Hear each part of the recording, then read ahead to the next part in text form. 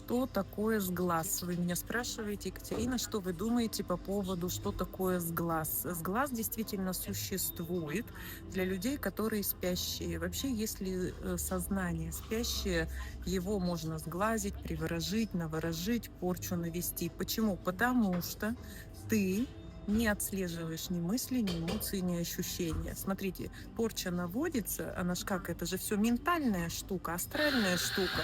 К тебе она приходит в виде мысли. Тебе приходит плохая мысль, что ты что-то заболел. И ты в эту мысль поверил. И так порча начинает действовать. То есть вам нужно уметь отделяться, быть пробужденным. И тогда порчи с глаза не будет существовать.